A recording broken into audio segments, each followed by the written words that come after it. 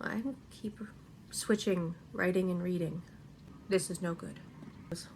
My brain. Maybe I shouldn't have filmed today. Oh well.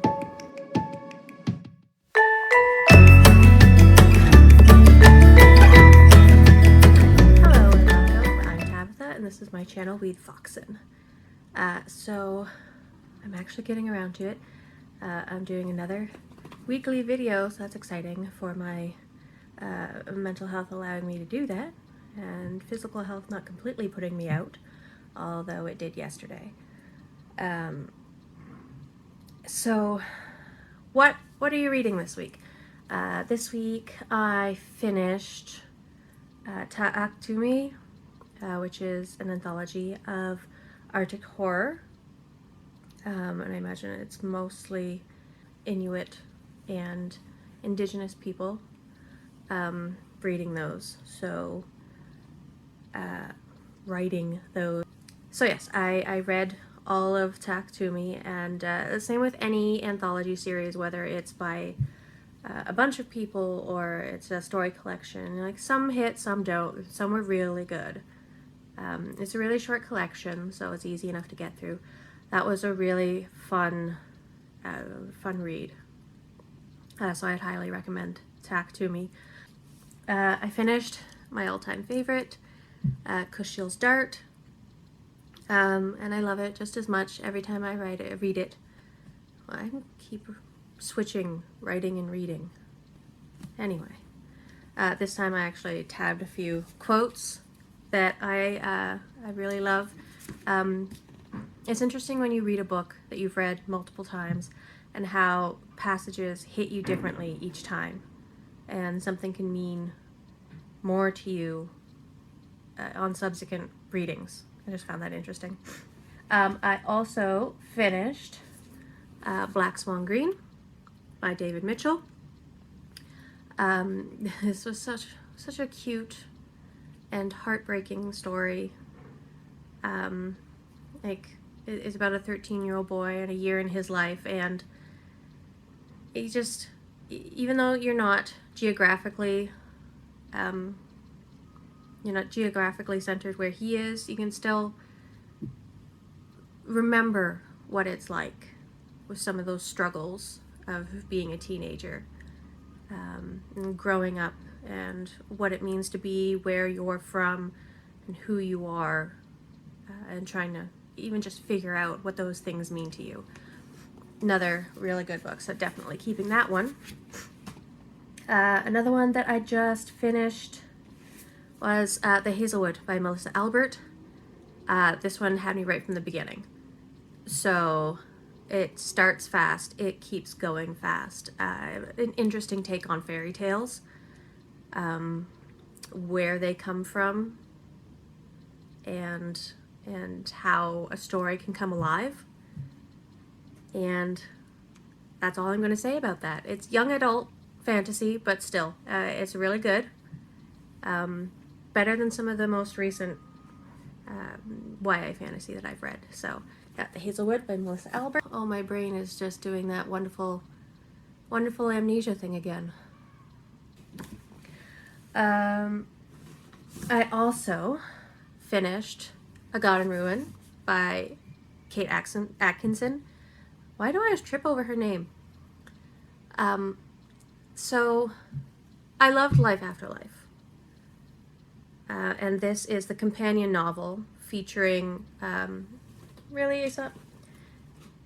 featuring Ursula Todd's brother, Teddy, in his life. So it goes from him during World War I, being a child, during World War II, being a fighter pilot, or being a bomber pilot, and his subsequent life after the war, and figuring out his wife, figuring out his daughter, figuring out his grandkids.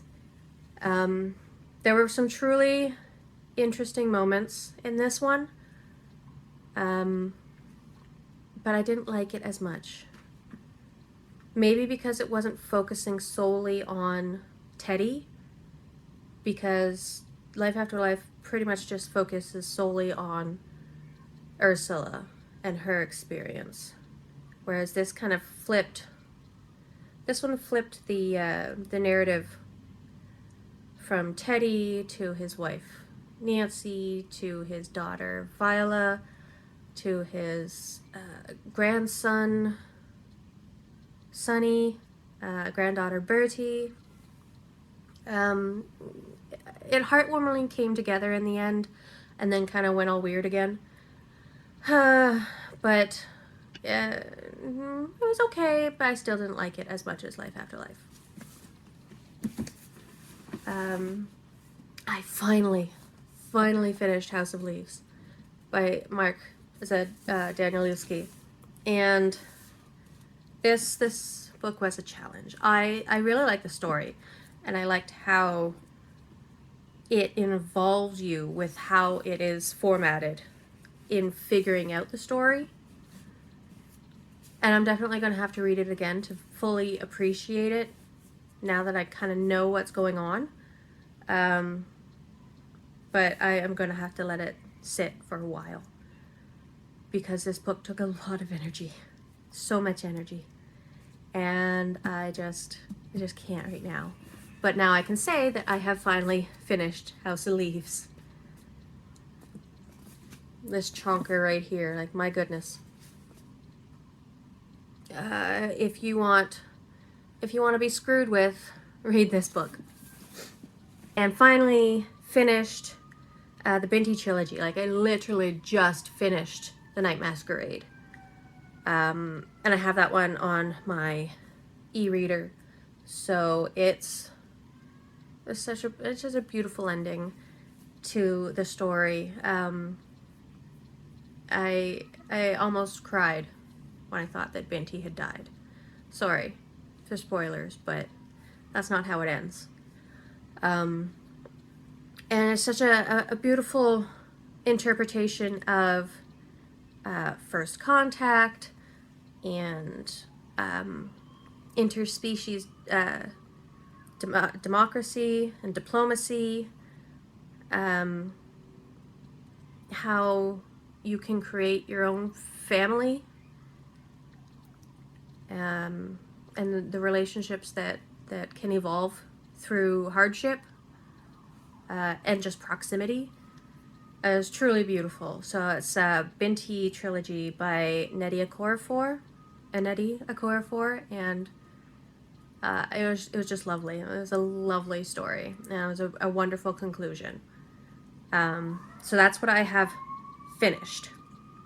Now, what I've started, finally, after having it for like, I think 3 years on my tablet, I am finally starting It Came from the North, which is a short story collection of fantasy genre inspired fiction from Finland.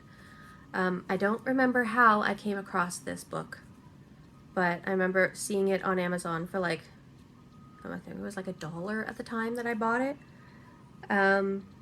And the art, they never say judge a book by its cover, but seriously, that is such a weird and intriguing cover. So yeah, It Came from the North short story collection. That's what I've started reading that last night. I think I'm already 3 stories in. It's not terribly long. I think it's like 250 pages or something. Other than that, what I have on the docket for this week, I'm kind of making it hard for myself. I am finally, after having this book, I think for 10 years, I think my husband bought this for me when we were dating. And you can see the dedication. Oh, goodness. You can see the dedication that he wrote kind of through the cover. But I'm going to be reading Les Miserables by Victor Hugo. I don't know how I feel about this, but I'm going to do it. And then we'll see what we see if I can finish it this week. Start and finish.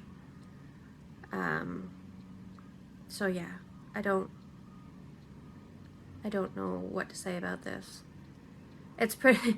Every time I see this, I think of the meme where someone had said, "We we always think that writing is so hard and it has to be so clever, but Victor Hugo literally wrote a book called The Miserables, and the main character's name is John St. John.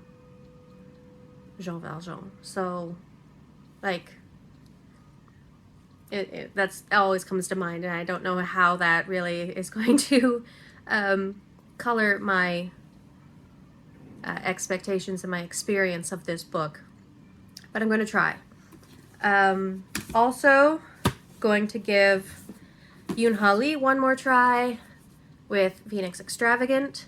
This one's more like a fantasy mech sort of historical fantasy book with a, I believe, non-binary character, main character. So hopefully, I didn't like Nine Fox Gamut, therefore did not read the rest of the trilogy.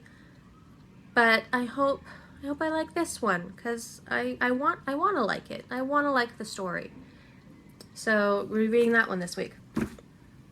And last but not least, the chonkiest book this week coming up is The Terror by Dan Simmons.